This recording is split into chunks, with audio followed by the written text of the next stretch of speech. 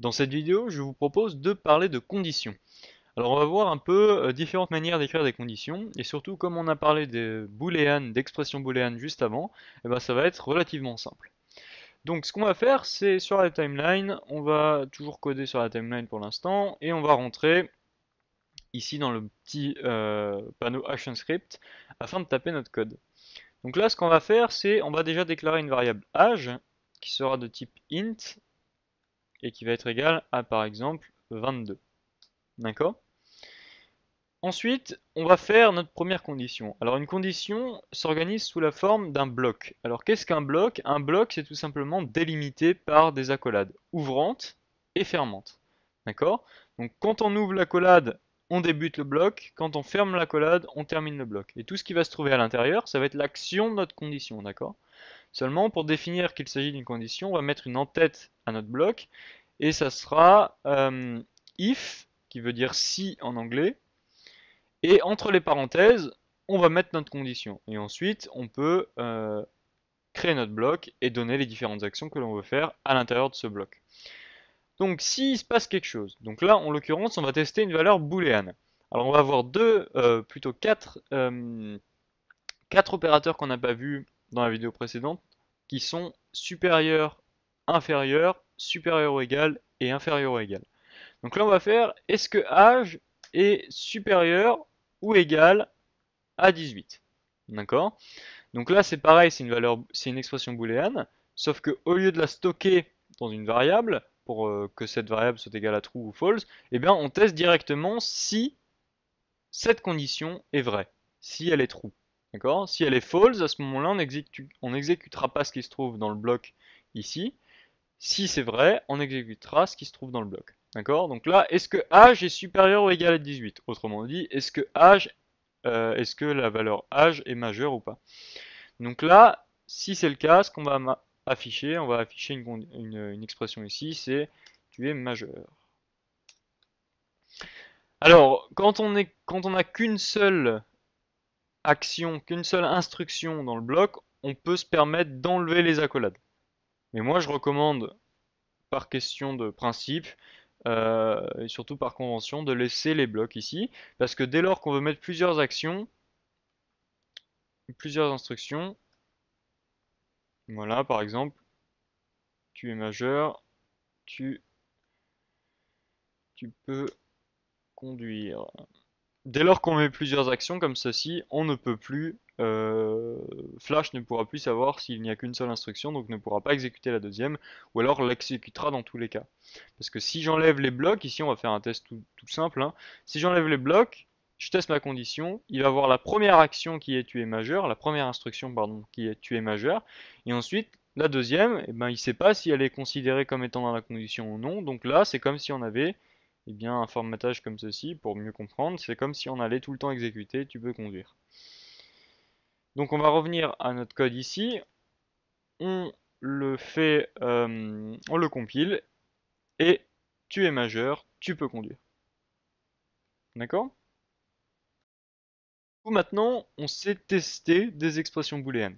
D'accord? Donc là, je pourrais très bien utiliser d'autres opérateurs qu'on a vus, par exemple le OU, qui se fait voilà, comme ceci, avec Alt et Shift, ou âge est inférieur ou égal à 30, là on va mettre plutôt un et, excusez-moi,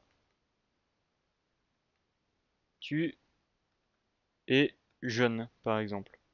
Donc là, si l'âge est supérieur ou est égal à 18 et âge est inférieur ou égal à 30, on affichera tu es jeune. Bon, là c'est complètement pris arbitrairement, hein. Ces valeurs peuvent être bien sûr différentes. On pourrait dire aussi par exemple, donc là forcément si je mets, vous l'aurez compris, si je mets par exemple 8, eh ben l'expression booléenne n'est pas validée ici, donc elle renvoie false, pardon. Donc si c'est faux, alors on n'exécutera pas le bloc, bien sûr. D'accord? Donc là je lance, il se passe absolument rien. Exactement de la même manière que les expressions booléennes qu'on a vues dans la vidéo précédente. Je peux aussi prendre par exemple l'inverse de mon expression booléenne avec le point d'exclamation, et là ça va me renvoyer forcément ce qui est dans la condition, puisque j'aurais pris l'inverse de faux, donc c'est vrai. D'accord? Donc c'est pour ça que j'ai préféré vous montrer les expressions booléennes avant, car elles sont très utiles dans les tests, dans les différents tests de conditions. Maintenant, on va revenir à âge supérieur ou égal à 18. Tu es majeur. Mais maintenant, ce qu'on va faire, c'est on va utiliser une autre clause qui est la clause else. Alors la clause else, eh bien, c'est tout simplement un nouveau bloc qui fait suite au bloc if que l'on a écrit avant. Et dans le bloc else, on peut mettre, si ce n'est pas le cas, à ce moment-là, on part dans ce bloc, dans le bloc else. D'accord? Qui est celui-là. Donc là, on peut mettre trace, par exemple, tu es mineur, par exemple. Donc là, je teste, et là, ça met bien tu es mineur parce que on a déclaré, on a affecté 8 à la variable âge. Si maintenant je mets 18, ça valide quand même cette condition parce que c'est supérieur ou égal. Donc là, on va tester, et ça met bien tu es majeur.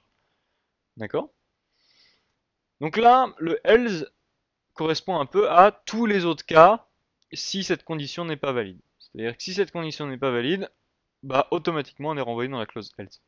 Cependant, maintenant on aimerait faire différents tests. Par exemple, ici je peux faire un nouveau test, else if, c'est une autre condition, un autre branchage si vous préférez. Donc là on pourrait mettre si âge est supérieur ou égal à, je sais pas, par exemple 50 ans dans notre cas.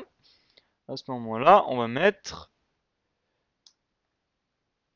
tu as 50 ans. Voilà, par exemple, hein, c'est vraiment choisi arbitrairement. On peut remettre une autre condition else if qui va retester autre chose, un nouveau branchage. Là, on pourrait mettre 100 ans. Tu as 3 chiffres. Voilà, par exemple, else, la clause else existe toujours, c'est dans tous les autres cas.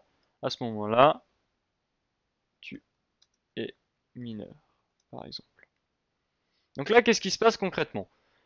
Là, dans notre cas, on a 18 ans, donc on va arriver dans la première condition ici, qui est le bloc suivant, hein, le bloc délimité par cette accolade et celle-ci. Donc là, on va afficher tu es majeur, tout simplement. Maintenant, si on met 50 ici, qu'est-ce qui va se passer? Bon, c'est supérieur ou égal à 18, d'accord? Donc forcément, ça va revenir ici et ça va afficher tu es majeur aussi. On peut tester, vous allez voir, ça met bien tu es majeur. Parce que la première condition est valide. Donc c'est-à-dire que comme cette condition est valide, on s'arrête là et on teste pas le reste. D'accord? Tout ça sera occulté. D'accord? Maintenant, si ici je mets égal égal 18, égal égal 50 et égal 100, je rappelle, le double égal permet de tester l'égalité, non pas affecte pas une variable, une valeur à une variable. Maintenant, si je mets 2 égales, qu'est-ce qui va se passer? Et bien là, 50, c'est pas égal à 18, donc cette condition ici, ce bloc if ne sera pas testé. Donc on va aller voir si dans les suivants, dans les blocs else if suivants, il y a une autre variable h qui est égale à 50. C'est le cas, donc on va marquer tu as 50 ans. Voilà. Donc, et bien sûr, sinon on serait allé dans la clause else, tu es mineur. Maintenant, on va voir très rapidement autre chose, c'est le switch. Donc le switch, ça se construit de la manière suivante. Switch age, donc là on teste la variable age, et là on va faire des cas. Donc si age est égal à 1, case 1, d'accord, je mets 2 points, et là je vais mettre break. L'instruction break permet d'arrêter le test du cas, et là je peux mettre âge vaut 1. D'accord? Et on peut faire la même chose. Pareil ici, en rajoutant un nouveau cas. Là, on va mettre le cas 50, par exemple. Âge vaut 50. D'accord? Et là, je peux mettre plein de cas. Et c'est beaucoup plus organisé de tester avec des cases plutôt qu'avec plein de else if imbriqués. D'accord? Et il existe aussi un autre cas, c'est le default. Default break. Et là, on peut mettre trace cas par défaut. D'accord? Donc là, je teste, vous voyez que ça marque bien h vaut 50 parce qu'on est rentré dans le cas h vaut 50. Si maintenant je mets h égale 1, je teste, vous voyez marqué h vaut 1. Maintenant, si je mets n'importe quel autre nombre, voilà, par exemple, je teste, vous voyez, cas par défaut. Là, c'est tout pour les conditions. J'espère que cette vidéo vous a plu et je vous donne rendez-vous dans la prochaine. Alors n'hésitez surtout pas à revoir cette vidéo car c'est un point vraiment important dans le développement de jeux vidéo. Je vous remercie, au revoir.